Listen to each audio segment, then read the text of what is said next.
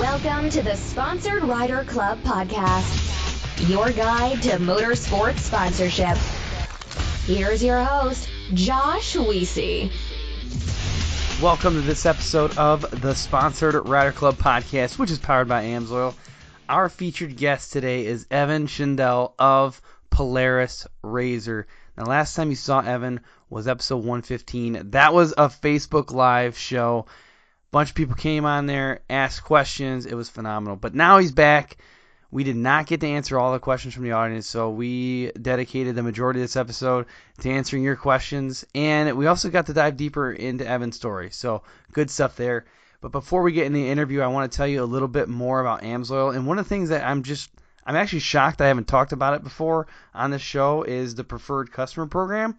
So you can sign up for this program. It's $10 for a 6-month membership. And then you get to save up to 25% on every order that you place. So it's pretty cool. You know, there's promotions and things like that. So check that out. You can go to AMSOIL.com, find out more about the Preferred Customer Program. And beyond that, AMSOIL Championship Snowcross Series is in full swing right now. So, that's where it's at. Check that out, too. Now, the reason why we do this show is to make sure that you have the information you need to make good decisions about your sponsorship program. It doesn't matter if you are a backcountry snowmobiler or ATV racer, a UTV racer, drag racer, a Jeep person, a dooner. I don't know. It doesn't matter. You know, you've come to the right place to learn how to attract and retain sponsors. And I'd love to get your feedback, so head over to iTunes and leave a rating and review, and then subscribe that we don't miss upcoming shows. Now, this episode here is brought to you by SolderWeld. They produce game-changing metal bonding technology. TopThePodium.com, they're experts in motorsports sponsorship. Bold Racing, they're a family race team and GSP XTV axle specialist. Neverlift Racing, they create comfortable race-inspired apparel.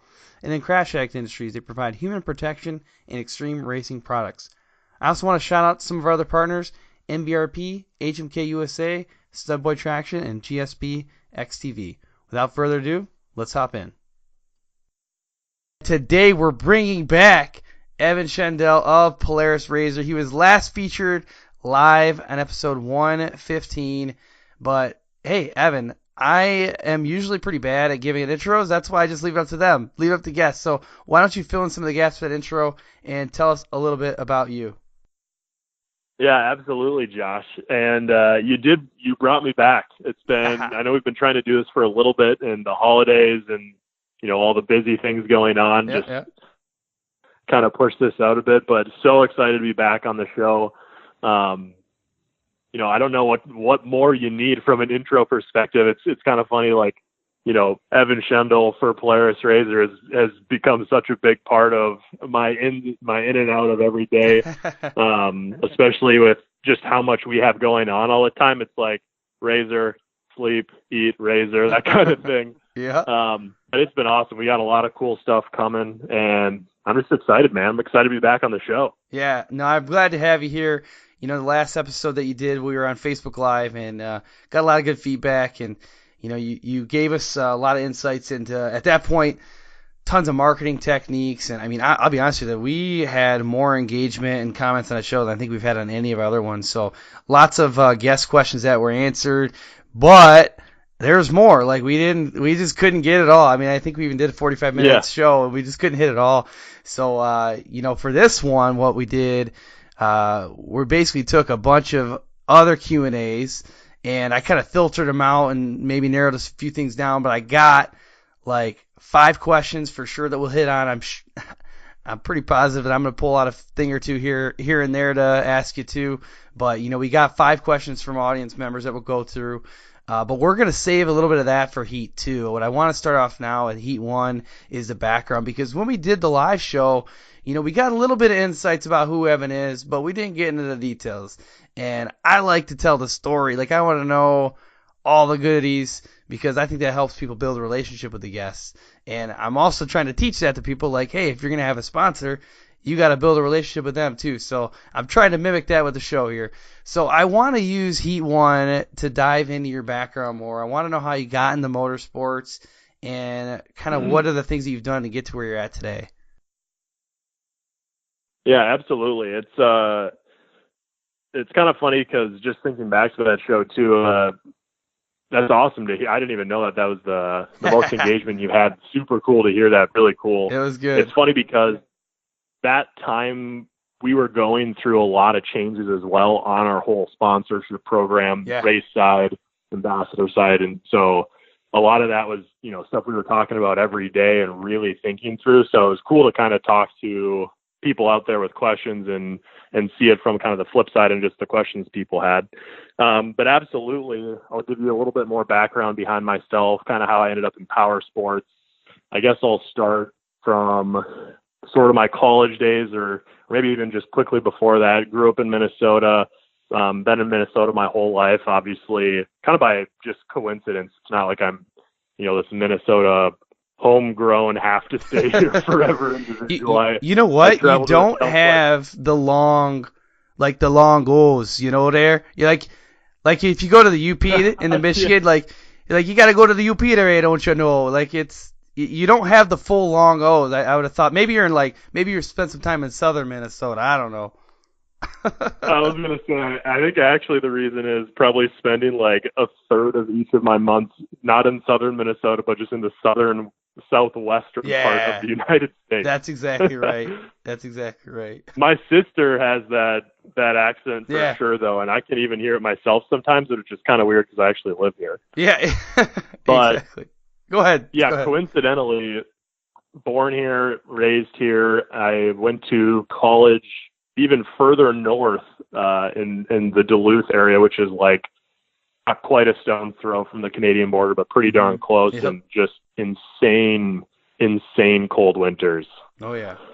Like, I came back down even just to the Minneapolis area, and it felt like, the tropics almost, because it was so much less cold even here, let alone closer to the equator. Yeah. But in Minnesota, Polaris is obviously in Minnesota, so that'll end up kind of coming full circle.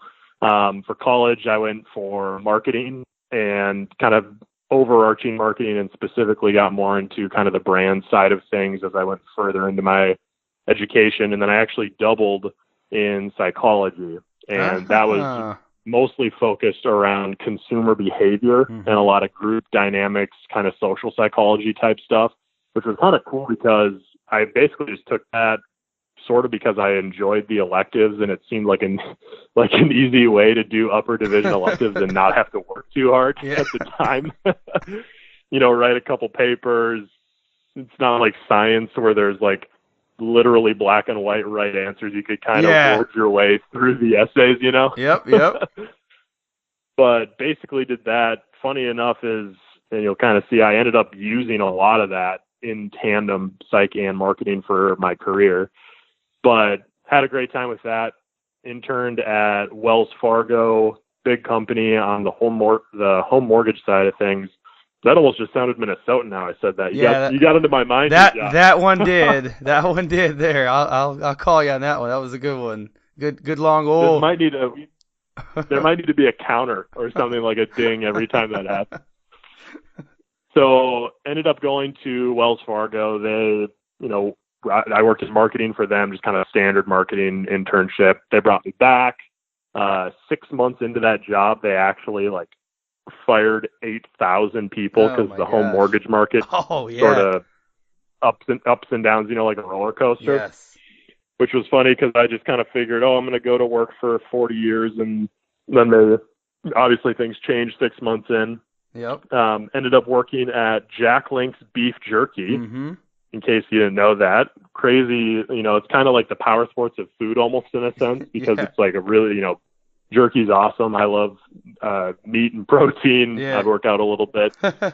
So that was super fun. Got to work actually with a lot of celebrities and events that I still kind of do work with, like X Games, a lot of the dirt bike guys who kind of moved over to the side-by-side side of things. So some weird overlaps, and actually the companies work together too. I started off there in sales analytics, did some consumer insights, like focus group type stuff, which was very into my psychology side of things.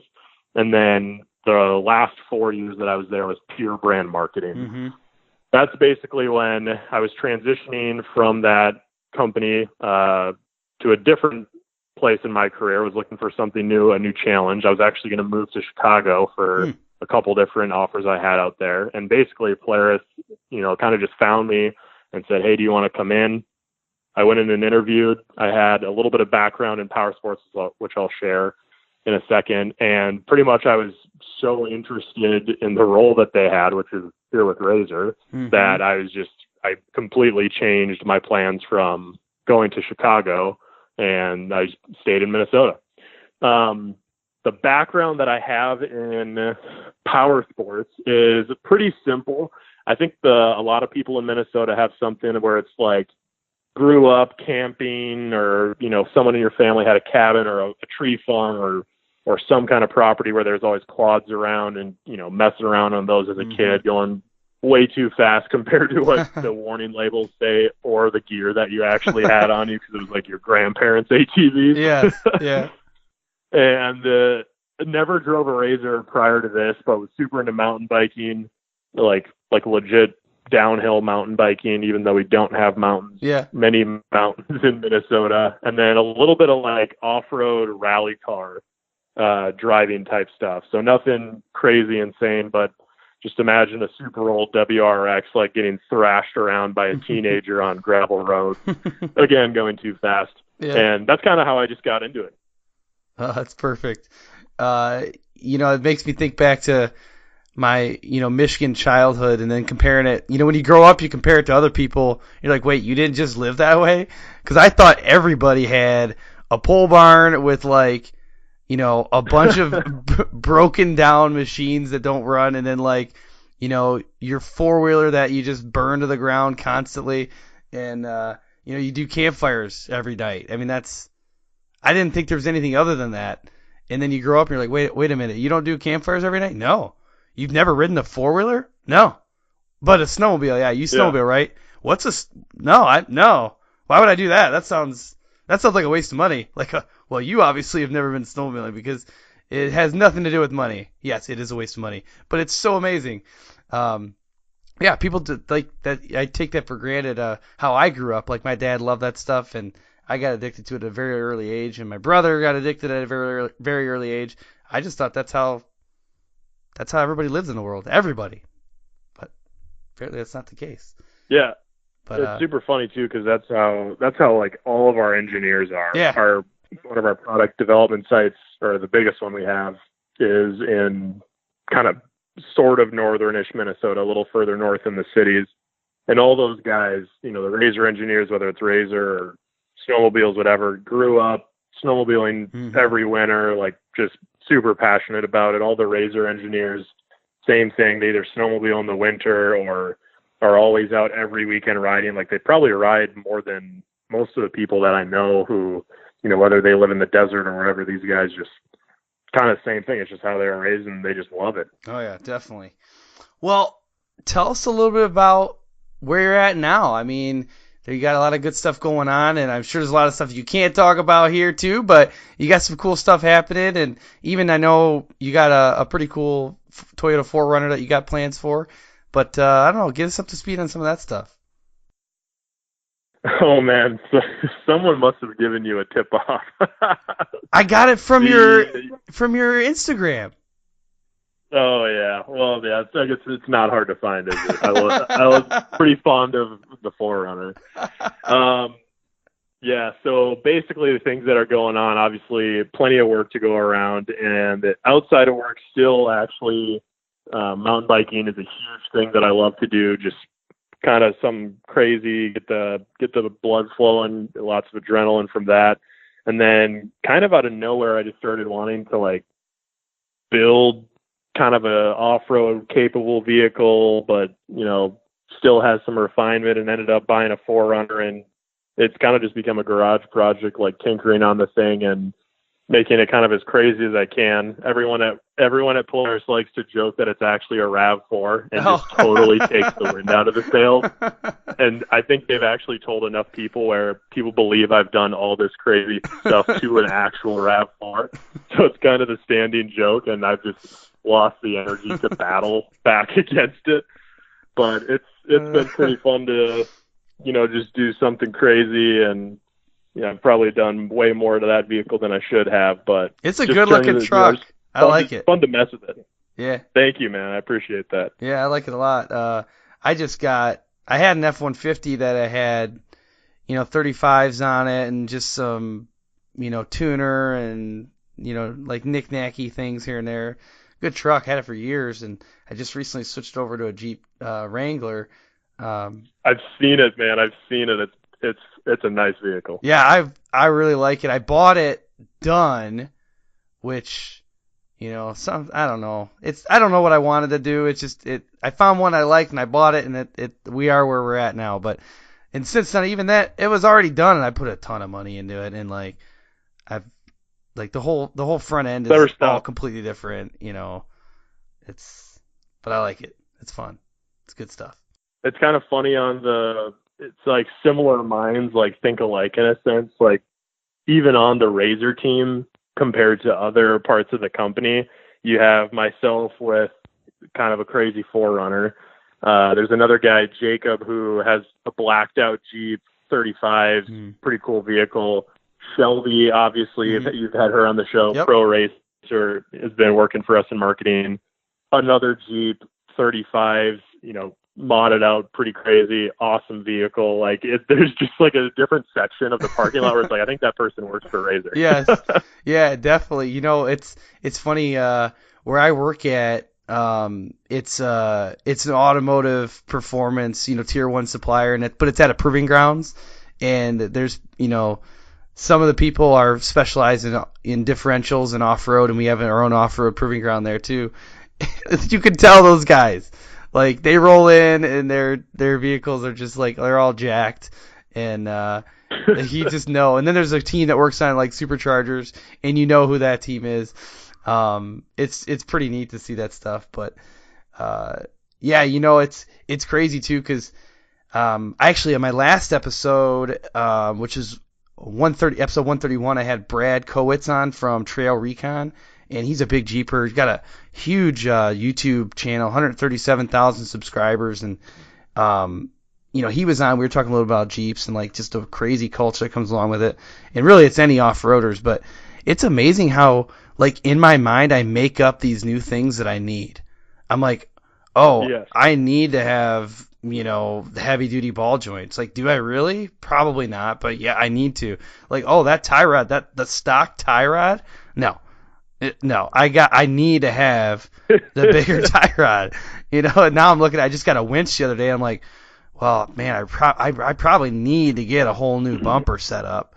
And it's just, right. Well, it's because of people like you. It's because of people like you, marketers out there. You've programmed me to think that I need these things. This is the mind games that's going on. This is it. In the background, and Josh, it's fun. At all times. I love it too. It's so much fun.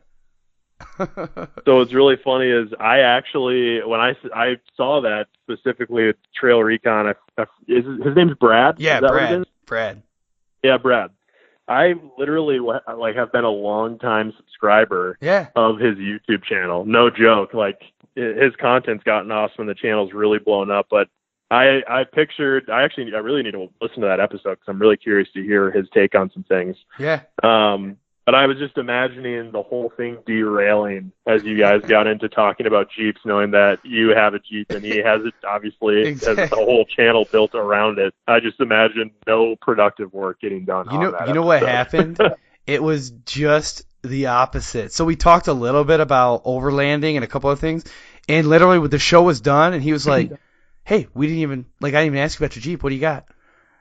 I mean, it was like, so we talked for like 15 minutes afterwards, but we were so on track, and it was pretty ridiculous. But Brad's a serious dude. He takes his craft very seriously.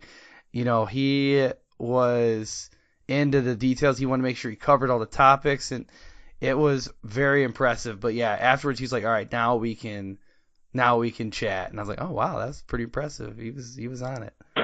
He was on it. But yeah, he's a really sharp guy. I was really impressed, and he makes really good content too.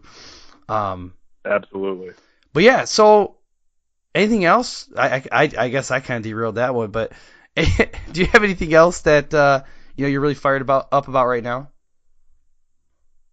I'm gonna chalk that up to you derailing it for sure. That was definitely me. Like now, I'll be the guy just taking my craft seriously. I'm not gonna derail anything. No, I think that covers it a lot. There's in the industry we work in with how much stuff is going on.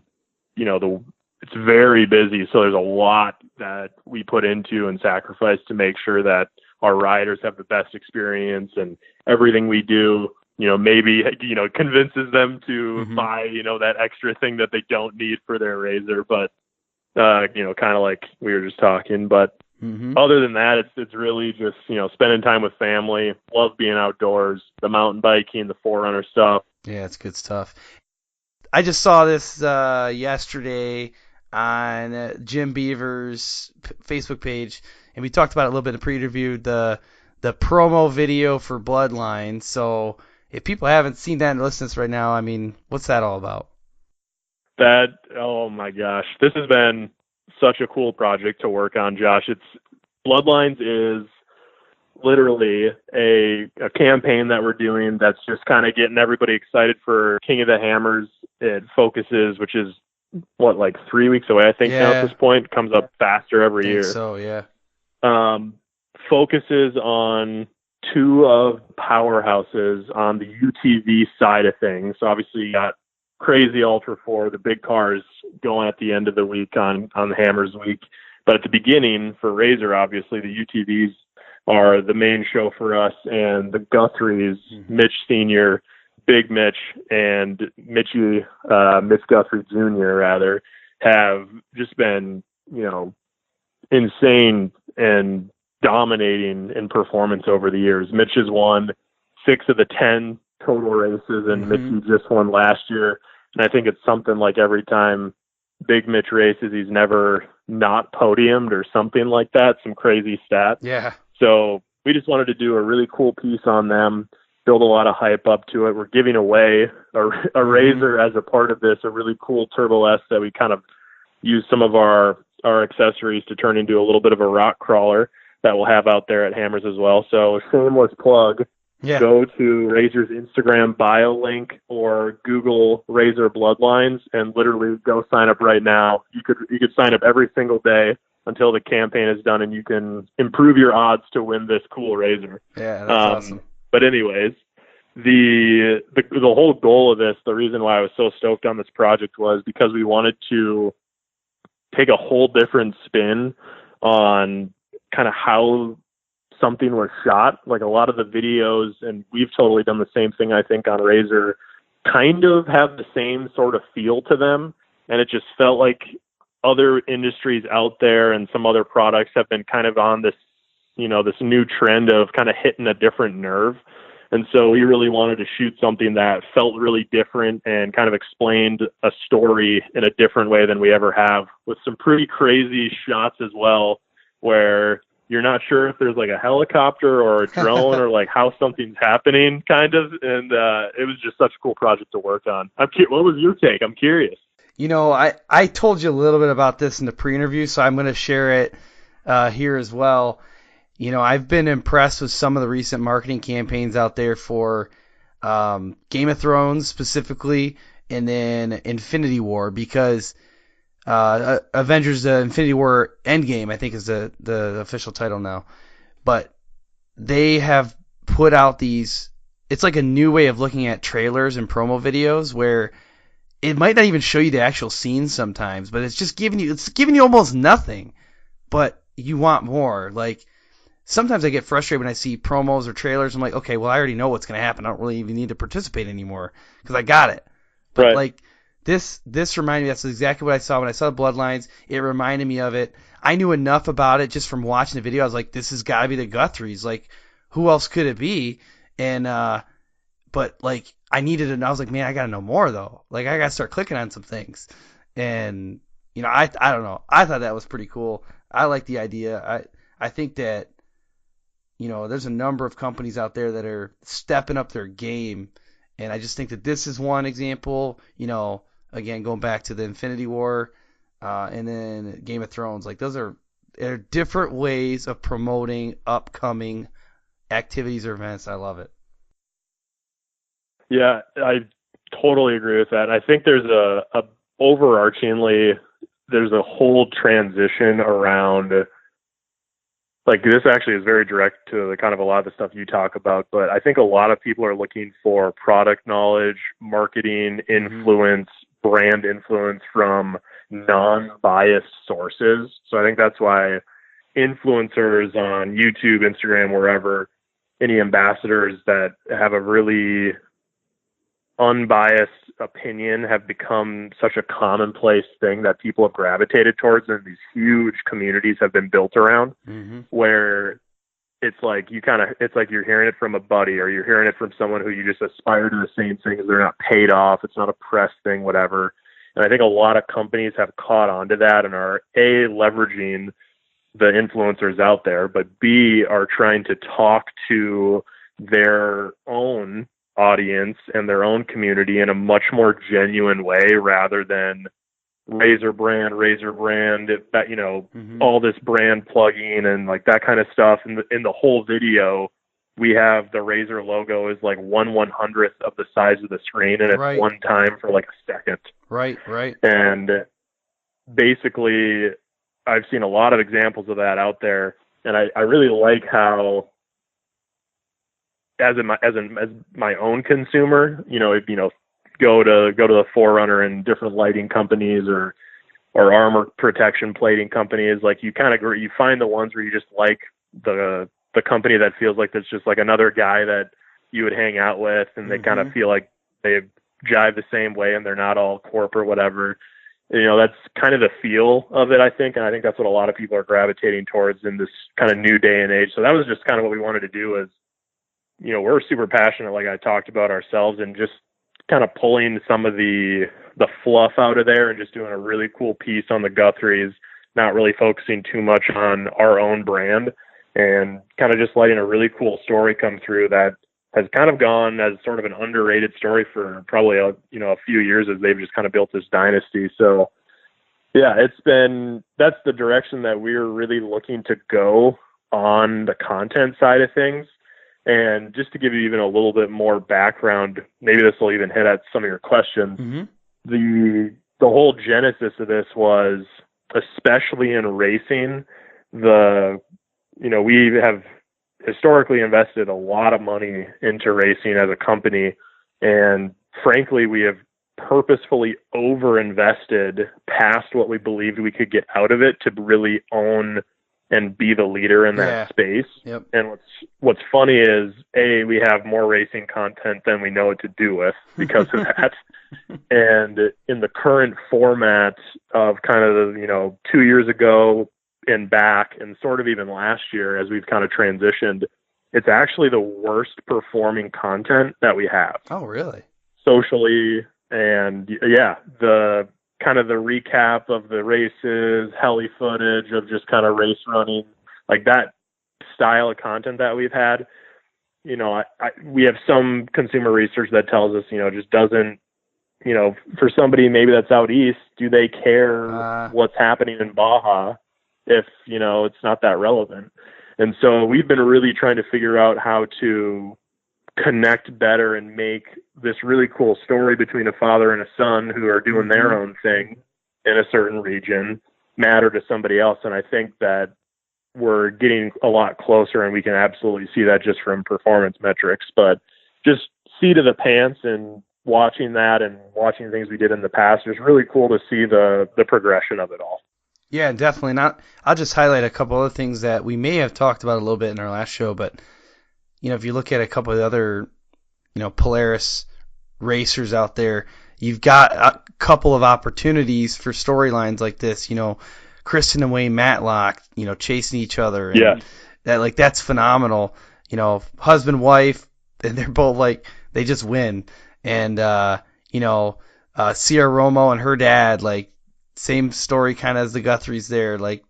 It's a cool thing. I think anytime you have those little, the friendly family competitions, it just adds another little layer, because most people can connect to that, right? You can think of, maybe it's your dad, maybe it's your mom, maybe it's your uncle, I don't know, but there's usually, or your brother, there's somebody that in your family that you probably, race with, even if it's just ripping down a trail. Like, there's somebody you're always competing with. Yeah, absolutely. The Romos are an awesome example, I think, because we've brought them into the race program in the last 2 years, I think it is, and we've been elevating their support level. Mm-hmm. And prior to that, I think they had just about, if not the same amount of vehicles they currently have, if not more. Like, yeah. They just couldn't get enough of it. It was like the amount of vehicles I've seen on their social channels, like they just can't get enough. Yes, and that's what the whole family is like, just kind of built their weekends around. Yeah, that's pretty accurate. Shelby. I was about to make a comment about Shelby because she's in the whole family thing too, Shelby Anderson. But Sierra was actually on the show. It was near the beginning. It was episode 17, I think. And she was just getting ready to, she was just announcing her Best in the Desert run that was coming up. So that was, that would have been, early 2017 or something like that when she was on. So, lots happened since then. A lot of good stuff. Absolutely. But like you said, another awesome story. Same thing with Shelby, RJ, Ronnie, Randy with Walker and Shelby. Like, there's so many cool stories, and we just want to take advantage of actually sharing the stories versus just, numbers in a race that may not be as impactful. Right. No, that's good stuff. Well, you know what else is good stuff is the questions we're about to cover here in a minute. But before we get into that, I want to take a quick minute to thank the sponsors for this podcast. Family Race Team. Those are the first words that come to mind when I think of Bold Racing. And the next one is actually axles. Bold Racing is a premier distributor of GSP XTV axles. And if that wasn't cool enough, they just came out with an entirely new axle called the Revolution axle. It is a hollow tube axle. It's really cool. If you head over to their website, gspxtv.com, or you can find out more at boldracingltd.com, you can find out how this new axle technology works. So they are saying to view this as a fuse for your drivetrain. So the hollow tube CV axle twist technology actually increases the strength and reliability of the axle, and it also reduces stress on the drivetrain. Plus, honestly, it's super cool looking, and if people know me, they know that I really like cool looking stuff. So they come in this really cool gold color. Check it out. It's absolutely revolutionary. What's up, everyone? This is Mike Pasquarella, founder of Desert Vets Racing. When the team goes racing, we always have our SolderWeld products with us. Keeping the cars in the fight is our number one concern. With SolderWeld, we can do that. SolderWeld is a leading company in the U.S. for aluminum repair. They specialize in radiator repair on the fly. If you're stuck in the middle of the trail or a race with a hole in your radiator, oil pan, or canister, or even an aluminum line, you can fix it right then and there in a matter of minutes with their AMSOIL aluminum repair rods and flux. It's the only complete and lasting fix in the off-road community. SolderWeld's new UTV off-road kits fit in every ride and are easy to access on the fly. SolderWeld continues to make a huge positive impact on this industry.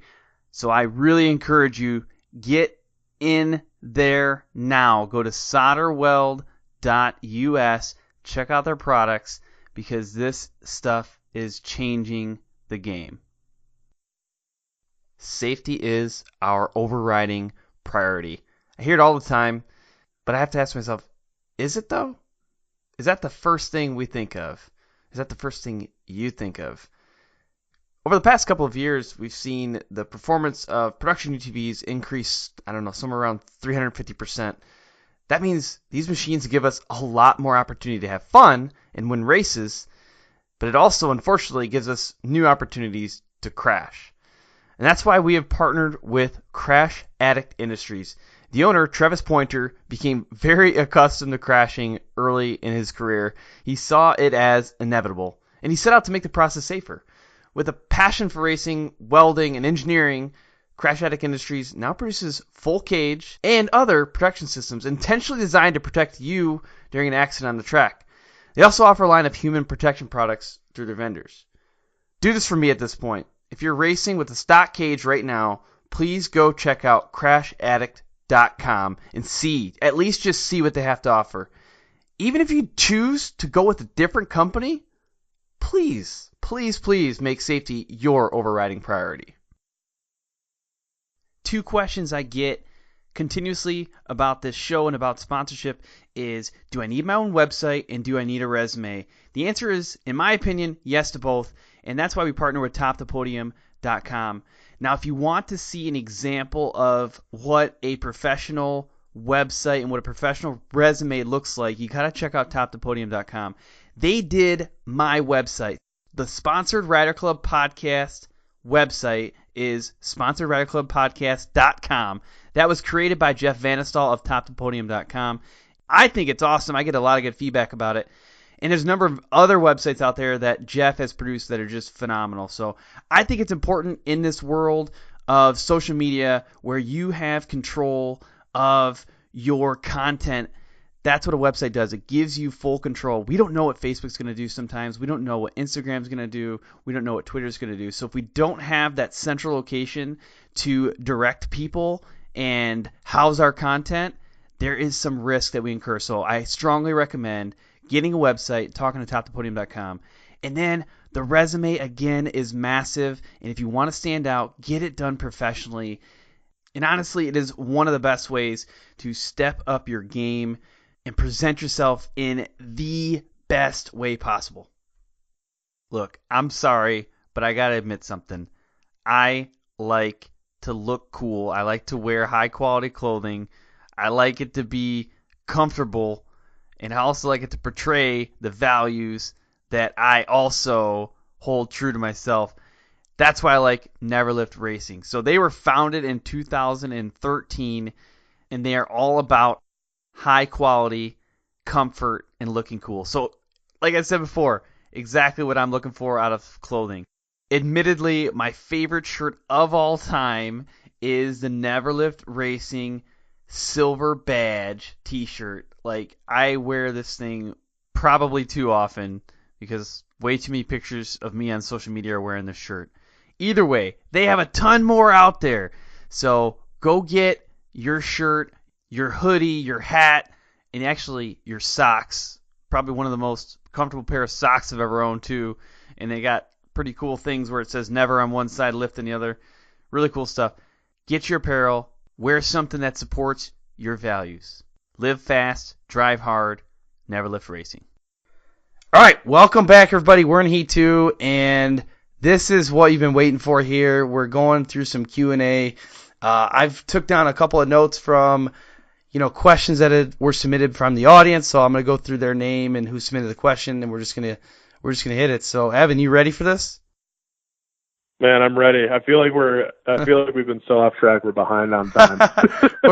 we're good. I think we're good. But yeah, we definitely did a lot of storytelling in the first section there. But hey, it's not a fun. bad thing. It's not a bad thing. So the first question here came from Jared Glover.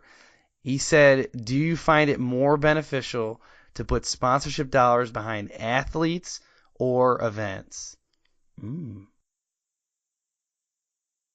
That's a great question, and it can be taken a couple different ways as far as like if it's a race event or a rally style event kind of thing, like a camp razor or something. Totally. And then there's kind of the in-betweeners or both where it's, hammers, for example, been talking about that. Yeah. There's the races, but there's also just the whole hammers week where it's, people who may not even go to the races. That's a really good question. Like I said, the way that I would explain that is it kind of depends on what you're trying to do. And really it probably ends up being both depending on the company. So talking from the Polaris standpoint, fairly large company, obviously we have a budget for everything we're doing. So there's not money growing on trees in any company, but the investments into those things do different things. So from an event perspective, but they're kind of based around the same thing, which I'll get to in a sec. But basically, from an event perspective, you'd be obviously wanting to look for having a great brand presence. The event has a certain customer base and aspirations and a personality to it, and ultimately gives a great experience or memory to someone who goes out there. I mean, ultimately, we really are in the industry of creating awesome, usually adrenaline-filled memories with people who are super close to you, like family or friends, whatever it might be, good buddies. And so if there's a really good event out there, I'll use Hammers again just because it's so close, or Camp Razor is a great example. Thousands of people, 20, 40, 60,000 people of likely, in those examples, your best consumers, because they're going there for the industry that you're in, are all densely compacted into this small geographic area. And if you can go as a brand and spend money on from an event perspective, or from a race perspective, if that's the way he was taking it, even just having a great vendor presence, having demos available, having signage on the course, and be a part of that memory with someone, or, father and son go to a race, or, a daughter and a friend and a father or a mom go out to a race, and they have an awesome experience, and they remember Razor being a part of that. That matters to them almost unconsciously, but it's something they start to assimilate with that experience and with that memory. So there's definitely that component of it from an event perspective. There's also just the awareness of getting in front of that many more people. And especially if you're a company in the power sports industry where you're trying to demo or show your product off, and a lot of the times it's so hard to communicate that online or through digital senses, which aren't obviously as good as the 5 senses we have as actual humans in person. There's nothing like riding a Razor that you can experience digitally. And maybe some cool videos we do get close to that, but there's literally nothing like going however fast, I'm not going to recommend a speed legally, but however fast you go, hard to replicate that experience anywhere else. So we love to be able to just bring that demo experience anywhere, and it really pays off for the few people that get to do it. There's a huge payoff in just getting to feel that experience. That's a good point. I think that there's this emotional thing that does happen when you're attending an event, either as the representing a company or just there to participate, and that is a hard thing to replace. The racing thing I think gives you a lot of content, right? That you can, maybe you're not generating it all, and it gives you just a bunch more content that maybe it gives you a really good reach, but it's hard to replace that emotional connection that you'd get from an event. Absolutely. And kind of the same thing in a sense from the athlete perspective. On that side of things, people gravitate towards, kind of how I was saying beforehand, individuals or athletes who are individuals really end up being a pseudo unbiased perspective or an unbiased influence. Obviously, many of them are biased because they have sponsors or whoever they might be. But if it's genuine, it feels a lot more. If it's a genuine relationship between a sponsor and an athlete or an ambassador, it feels very genuine to a consumer, and it is genuine. And that's where you're really trying to create an aspiration around, if an athlete has a similar personality and tone and is a fit for the brand in the perspective that they have the same beliefs and values. And if somebody believes in what they're doing, or I should say, if we want people to believe in what we're doing, then we can find people who have huge groups of people who already believe in what they're doing. It's just adding more power to that relationship, and it can feed off of the product or the service or whoever might be looking to find an influencer or an athlete.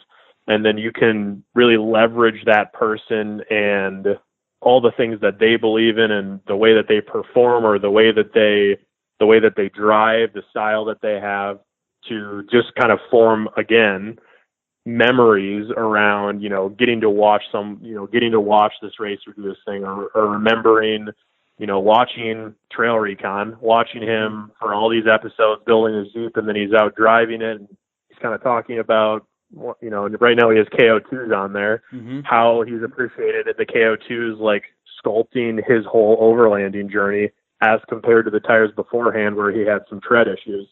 And like that recommendation is unbelievably actually really an emotional connection because you've seen him kind of go through this whole journey. Yeah. And you're rooting for them in a sense, and you're kind of, you respect what they're doing, and you just have kind of made it a part of your own life. And so to see how they've had an experience with something that maybe you haven't, or because they have access to a huge company or a sponsor or whatever, they can be in a position to give you a recommendation that you wouldn't have as a consumer. Mm-hmm. It's just really impactful to be a brand with really good people out there and doing great word of mouth marketing for you, and at a larger scale, like influencers and racers, those who are representing you as a brand, just so impactful when you have the right connection. Similar to the event side, it really all comes back to just a really good emotional connection with something like an event or someone out there. Mm-hmm. No, that's a good point.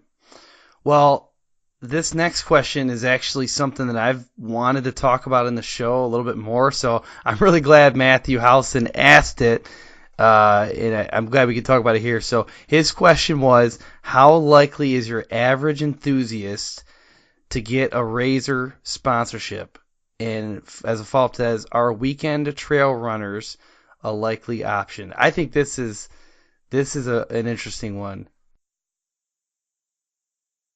Yeah, this is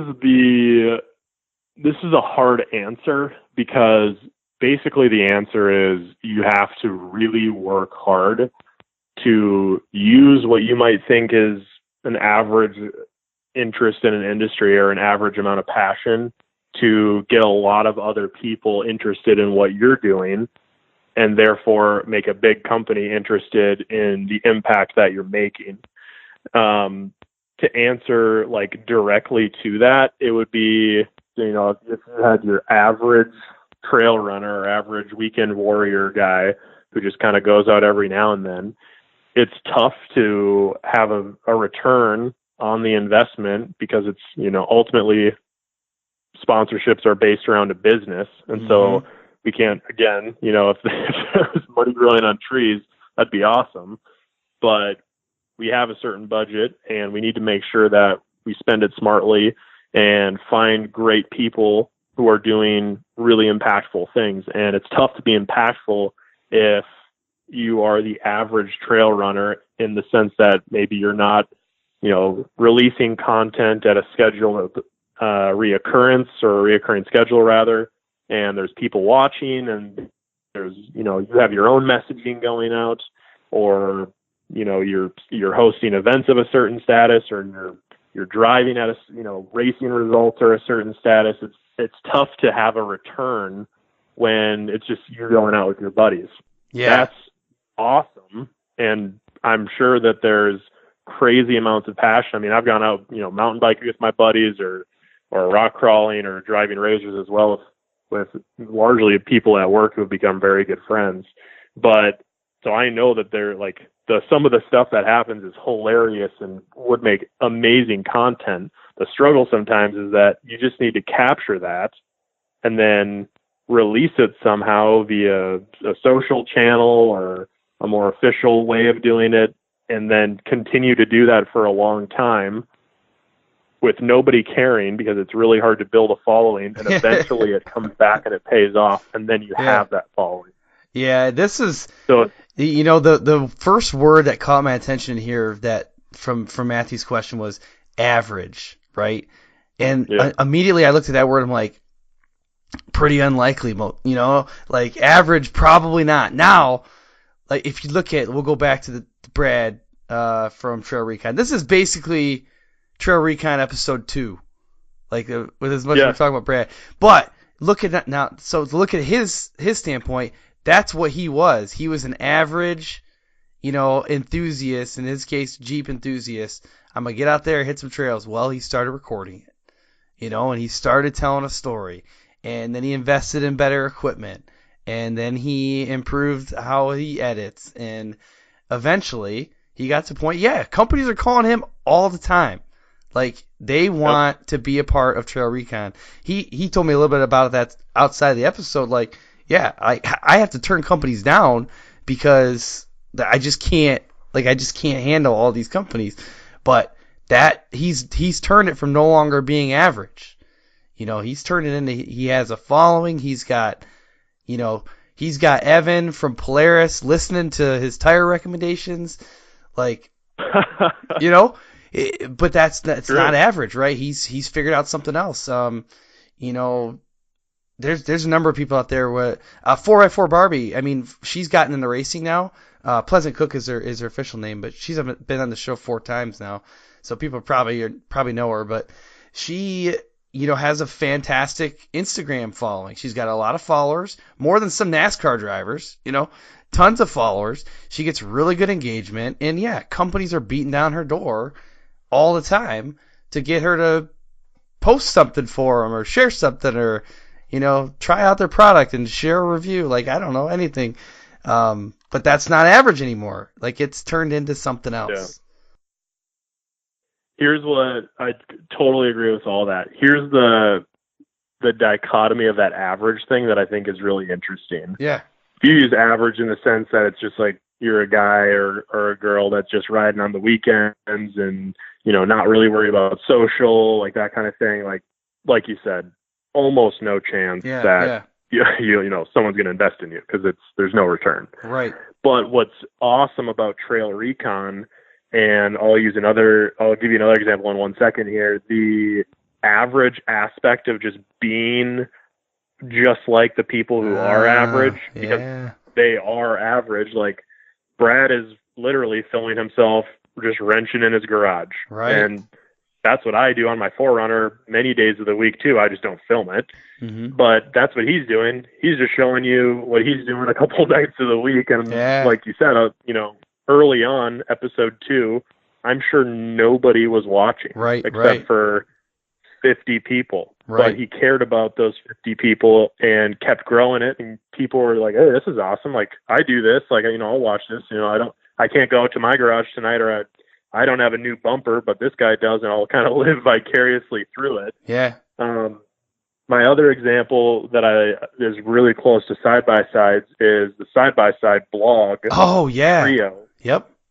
Who equally are just 3 really good buddies who have also now convinced their girlfriends, and I think in some cases fiancés. I can't quite remember. Yeah, I don't know either. Get out in their backyard of their farm is literally where most of the videos happen, or at least started, and in their garage, wrenching, doing, building stupid jumps that probably aren't safe and that kind of thing. And I was actually on the phone with them earlier tonight talking about some really cool stuff because they got my attention. Mm-hmm. And now, they text someone who works at a huge manufacturer. Yeah. But they were mentioning that they recently gained 7,000 subscribers in like a week. Oh, wow. And it was kind of this weird thing. They were like, just kind of something weird happened. And they must have gotten on a Explore page or something, but they blew up. And I was like, do you remember how long it took you to get to your first 7,000? Yeah. And it was like a year, and it was like a year and change. And now they did it in a week. Wow. That's so cool. And so it just kind of starts snowballing. Yeah. It might be time to have them on the show, because I've been following them. I remember when they first started their page. It was a cool thing. They were just like, hey, we're giving this a shot. Sidebysideblog.com. And that's cool. That's good stuff. All right, so I got another question here. This is from Steve Mueller.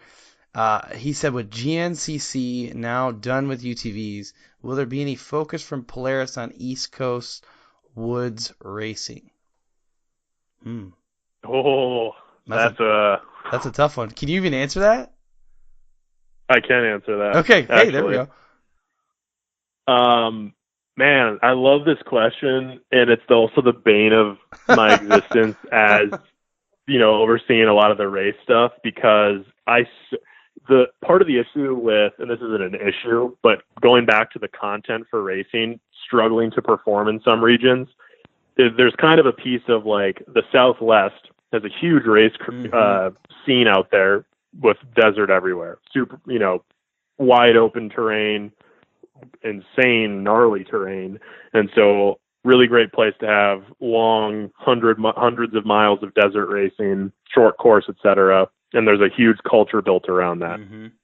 People on the East Coast, I won't say don't care, but a lot of times it's just not relevant to them. Mm-hmm. And so it's hard to buy into that content. Out East, you see, like you said, woods racing, cross country, a lot of rock bouncing, like Mad Ram and Busted Knuckle of YouTube.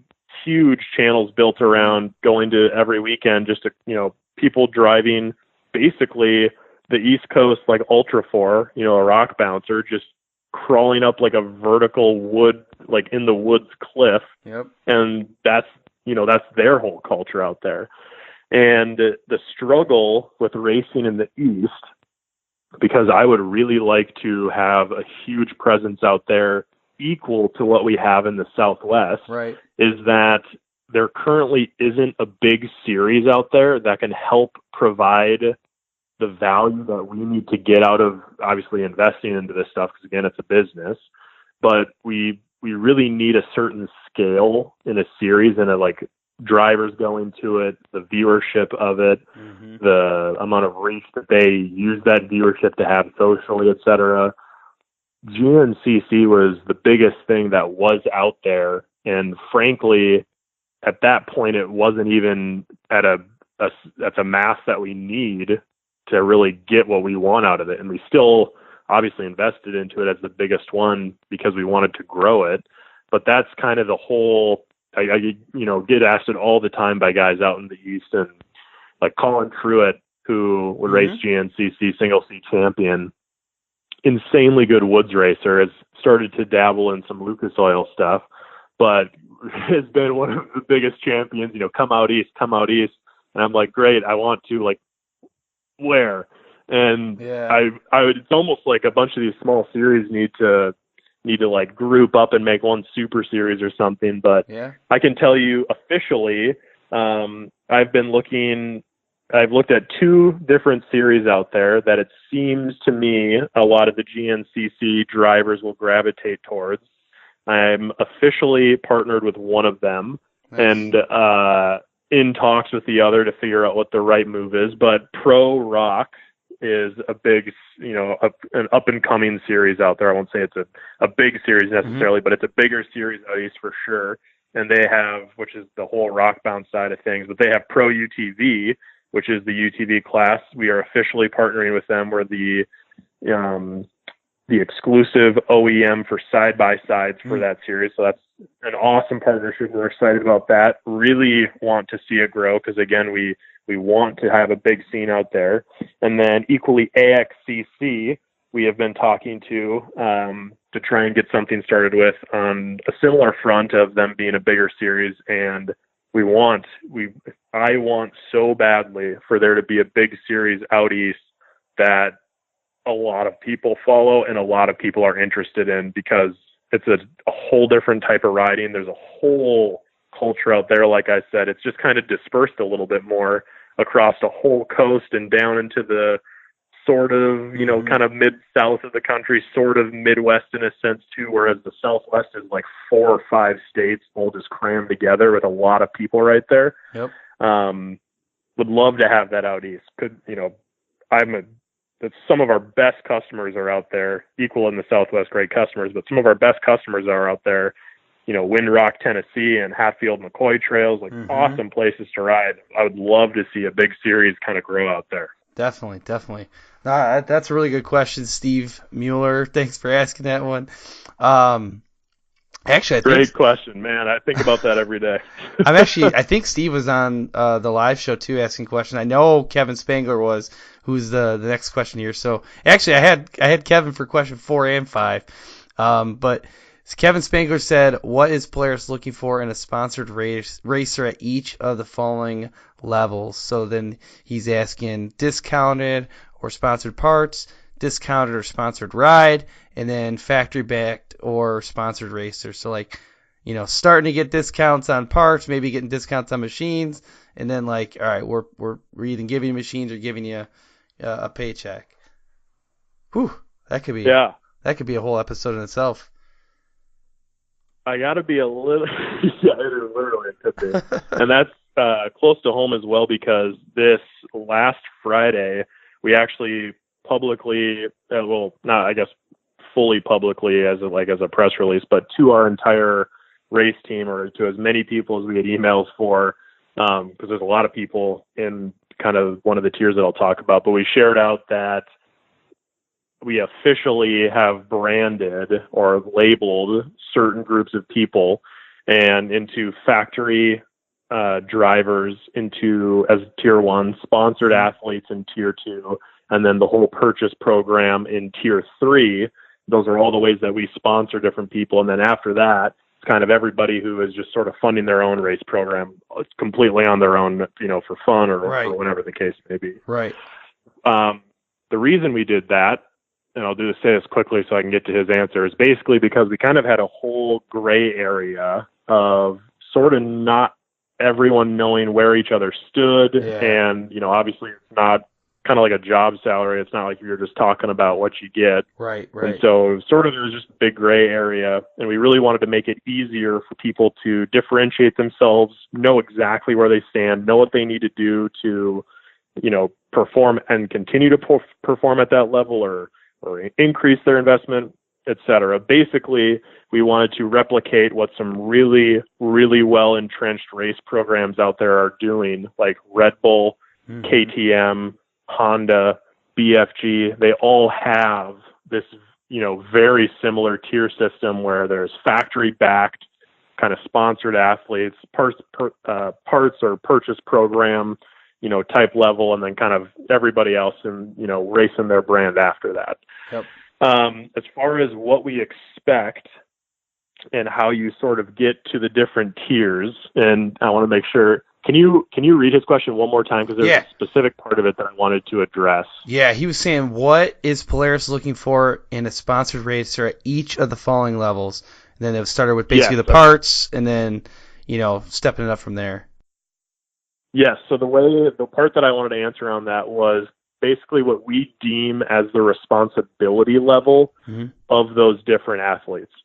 So from a factory perspective, ultimately the way that all these tiers get set is around level of investment. So there's a group of people who we're highly investing into, and those are our factory drivers. That's our most elite level that you can be. And as the same way that we invest heavily into them, we request or require a certain level of responsibility from them back to us. So that is the highest level of representation for the brand, and being, not just a driver, but at that point, really an ambassador of the entire Razor brand, and really fitting with what our brand architecture is built around. From an event perspective, we require a certain amount of just being at events, being available for photo shoots and video shoots, different content that we want to produce.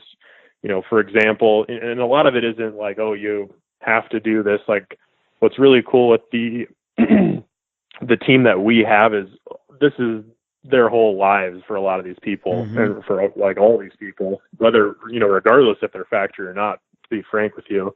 And so it's like when we call up the Guthries and we say, hey, we want to do this really cool piece, Bloodlines, they couldn't have been happier. And most of the people we have wish we could do, a series on everybody, right? Which would be awesome. But it's really not too hard to get them to do what we want. But what is hard is to be at a level where you can communicate the right way for a brand, and that you present yourself a certain way, and you aren't, polarizing. We don't want them to not be themselves, but there's a certain level or a gravity that you carry around that. And so, that's from a brand perspective, like they have to operate at a higher level and really push their social followings. Our whole factory team could really stand to have like 100 times the reach it currently has.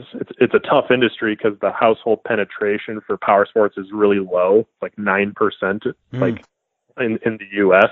So it's tough to get a lot of people outside the sport, but we're really pushing them to grow their social following so they have more influence. And then, of course, just from a performance perspective, you still need to have a really good level of performance. Winning King of the Hammers, the Mint, UTV World Champs, the Baja 500 and 1000. Like, you need to be performing at a level where your name's showing up and there's news about you.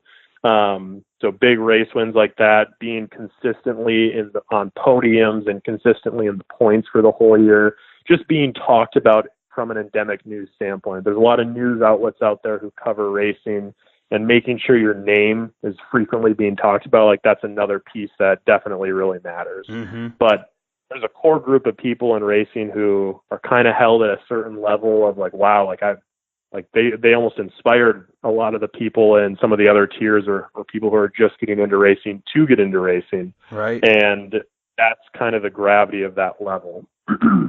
That's Sponsored athletes are basically kind of just held at an in-between level from factory and what the parts purchase program will be.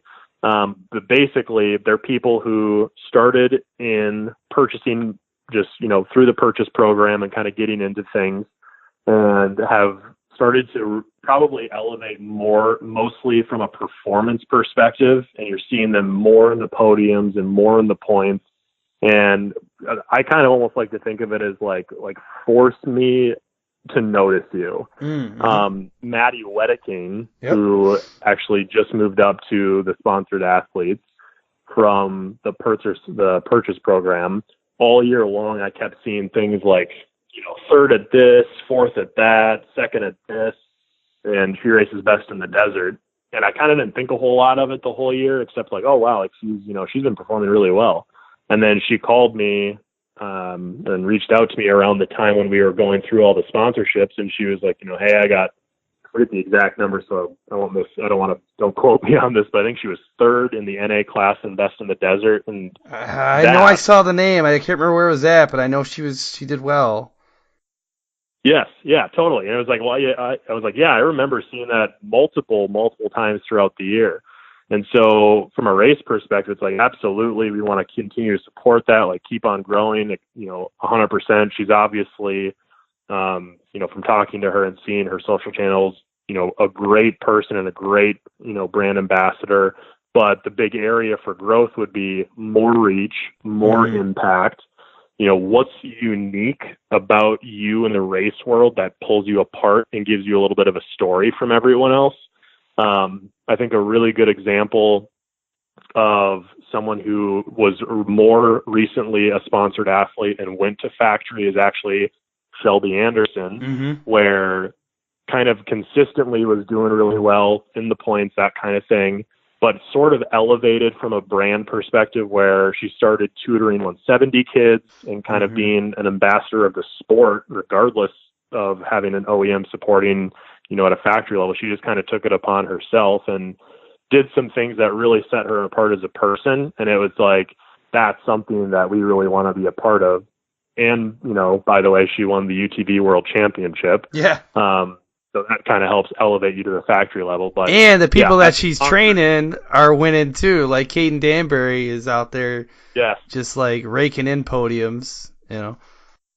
Always helps to have your own students performing just as well as you are, if not better than you are, right? Yeah. But yeah, absolutely. The sponsored athletes is really where you start to see like a rhythm to the race results, and not just a couple really good finishes, but it's like, wow, this person's really putting together. And typically it's a situation where we're really trying to get the reach and the social impact kind of like launching up off the ground, which is the hardest point, like we were saying earlier about doing, starting on YouTube, like side-by-side blog and Brad with Trail Recon, like you got to just grind when not a lot of people are currently engaging, figure out ways to collaborate with other people who have more reach. Anything you can do, really unique content, simple shorts that just kind of go viral, like just things that people gravitate towards. An awesome example of that would be the Romos. And they had this like Halloween tradition that I didn't even know about, where they were in Dumont and they had like 30 people in like Tyrannosaurus Rex costumes, all riding razors in the Dumont dunes. And those, I love those things. I love those Tyrannosaurus. The post went viral. Oh yeah.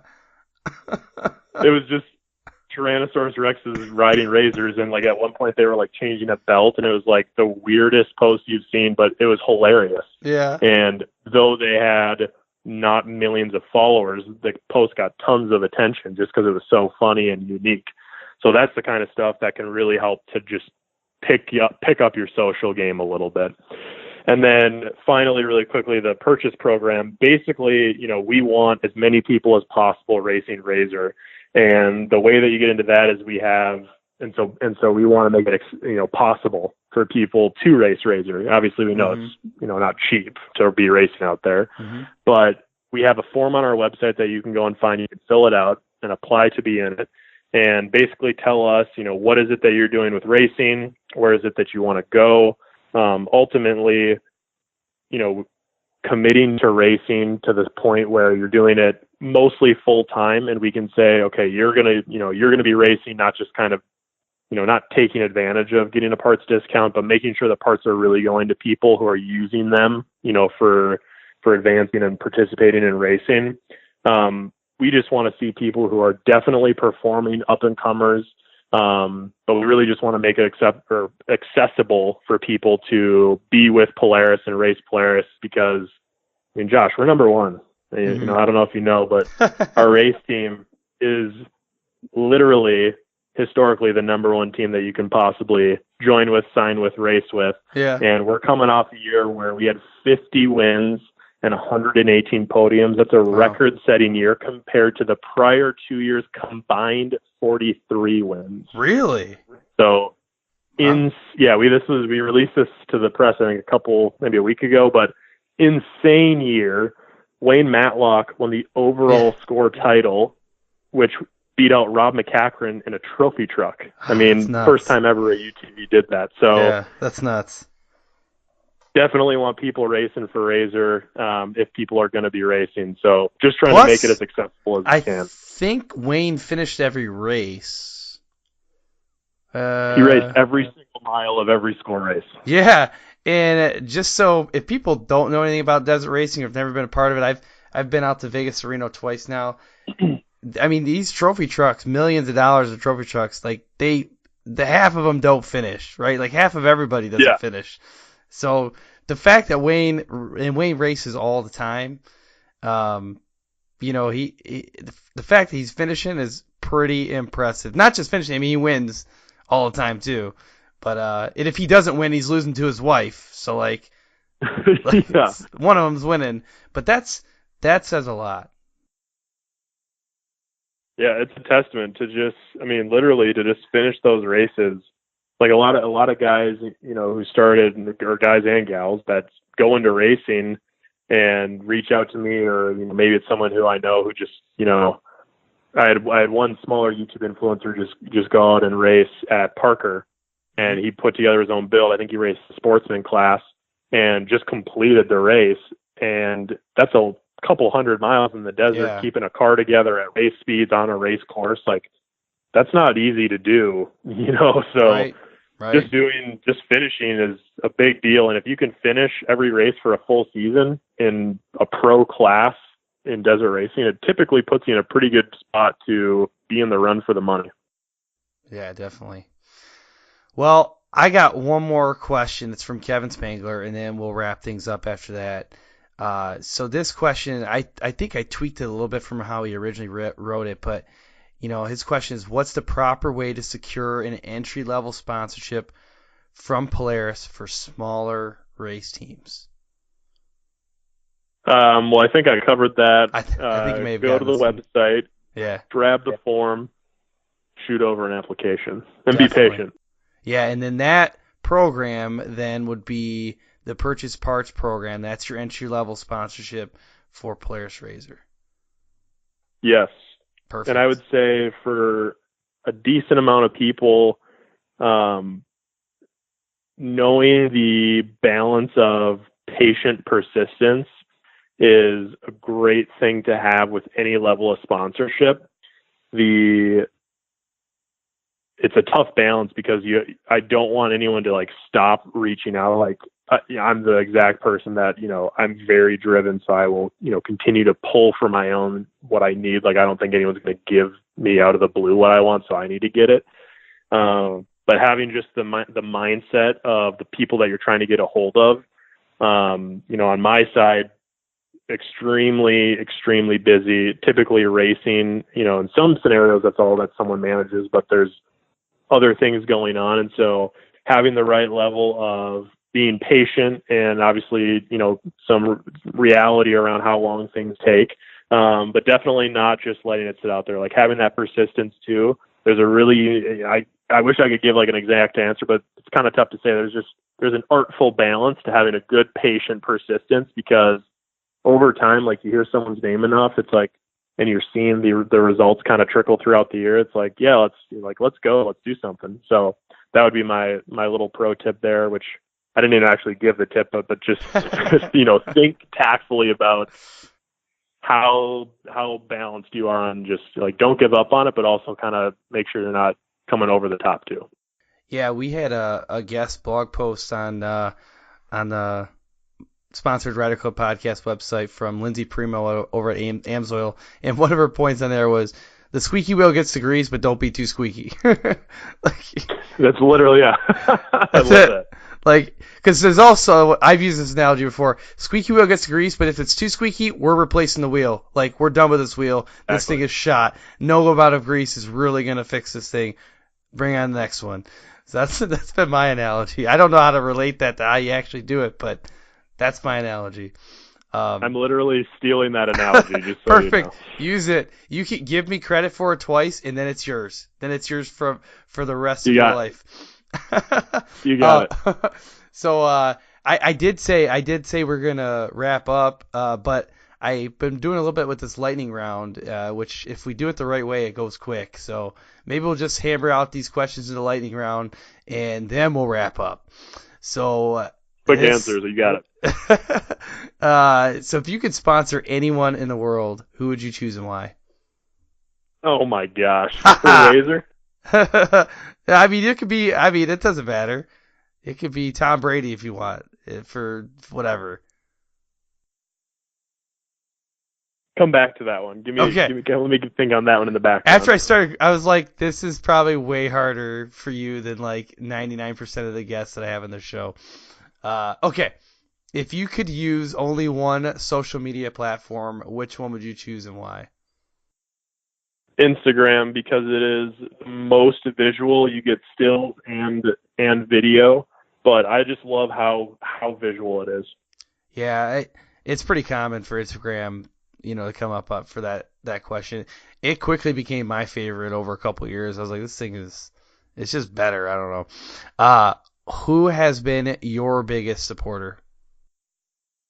My biggest supporter was probably my first boss with the company, who was not too much older than me and kind of had a similar mindset with a couple more years of wisdom on him, and was able to give me some good tips, having kind of been in my position so recently, and just help me skip over some hurdles that I probably would have hit. Perfect. All right, that's it for the lightning round. So we got to go back now to that first question, which was... Josh, we had 3 questions in the lightning round. I know, this is absurd. I probably need to build this out a little bit more, honestly. But especially now that we had one where I was like, yeah, this is too hard. We got to come back to it. I was like, oh man, we got like 2 more minutes and we're coming back to this thing. Anyone in the world, who would you choose and why? Man, anyone in the world, that is a really, really tough question. What I would honestly say is this will be not as grandiose as the answer you're looking for. We're actually, it's really funny that you mentioned Trail Recon. Yeah. We're really looking at, the overland space and kind of what overlap they have with a lot of the people out there. I mean, people spending tons of money on machines. I spent way too much on my own 4Runner. People do it on their Jeeps. So we've been looking at a lot of actually overlanders out there, Trail Recon, Overland Bound, Exventure Overland, all those guys. And honestly, we'd really love to, start kind of cross promoting with some of that stuff. So there's a more specific answer than like some football player that might have been a better answer. No, that was perfect. And it's actually kind of funny. We talked about this really briefly with Brad too, but I used to do a little bit of that stuff. I didn't know it was called overlanding, but I used to do it on quads. I had a Sportsman 850 a while back, and man, it's so much fun. Like, you just pack up everything and you just go out in the woods for a couple of days, and you got coolers, you got extra fuel, you got your tent, and it's just so much fun. And now, so I got this Jeep. I'm like, that's actually why I started watching Trail Recon. I think initially I was like, man, what's this overlanding deal? I was like, rooftop tent, I want one. I want one of those. And you're gonna go someplace impossible and then survive for like a week? I'm in. Like, high five. So, and Brad does a really good job at it. Doing the reviews, and he reviews other people's rigs, and I don't know, it's cool stuff. I have an absolute surefire way that you could grow a viral following. Do you want to know what it is? Yes, I do. Sportsman 850 overlanding, somehow with a rooftop tent attached to it. That would be pretty good. I mean, come on, I just made you a millionaire. That would be pretty, while wearing a dinosaur blow-up suit. Yes, the T-Rex got that'd be quite the channel. Now we're there. All right, well, hey, Evan, we're going to wrap things up now, for real this time. Is there anything that you just want to make sure people take away from the show, one thing that you don't want them to forget? I would just say the whole emotional experience side of things, the trends toward this kind of unbiased, marketing culture out there is really taking on, and so I would just pay attention to that. There's a lot of different content that's really starting to perform well, a lot of old style content that's really tanking, and marketing is changing a lot these days, so just keep your eyes out. Perfect. What's the best way for people listening to connect with you? The best way for people to get a hold of me is probably just through my Polaris email. You can find me on LinkedIn pretty easily, and I have my contact info there. So I would also tell you my email is a black hole. So if I don't reply, try me again, because it's probably lost. It's an unfortunate circumstance I'm in, but patient persistence. People, I feel really bad sometimes when people come up to me and, you're at work or whatever. Hey, did you get my message? My email? Like, I am assuming that the system accepted the message you sent to me, but I don't know. Like, email, like you said, it's just sometimes I really, really try to get to my emails, and I truly want to respond and give everybody the attention that they deserve. But no, I don't know. I have no idea if I got your message or not. Yes, but I know where you're at, Josh. I'm at the same place. Oh, man. Okay. Well, I appreciate you again coming on the show. It's been roughly, I think, 16 episodes since you've been on, but this was phenomenal. I stole a little bit extra time from you today too, so I appreciate you giving that to me and to the audience. But all these good things got to come to an end at some point, so I'm going to leave it at this. Have fun and ride safe. You as well, Josh. Till next time. Thanks for tuning in to this episode of the Sponsored Rider Club podcast, which is powered by AMSOIL. Make sure you subscribe. That's the best way to ensure that you don't miss upcoming guests. And then follow us on social media, specifically our Facebook page. That's where we do our live shows. We literally just had a live show last night, which was Monday, January 21st, with Josh Martelli of Mad Media, UTV Underground, and the Mint 400. So that was a really fun show. I will be releasing that as an audio-only version on this podcast as well. So if you missed it then, that's okay. You can still catch it if you subscribe to this show. To get some insider access to upcoming guests, go ahead and check out the Sponsored Rider Club on Facebook. It is a group. You can join it. You can ask questions. You can get information about your sponsorship program just by going on there and networking. A special thanks goes out to our sponsors, AMSOIL, Neverlift Racing, SolderWeld, Bold Racing, TopThePodium.com, and Crash Addict Industries. I also want to shout out GSP, XTV, MBRP, HMK USA, and Stud Boy Traction. I look forward to serving you again next week. Until then, have fun and ride safe.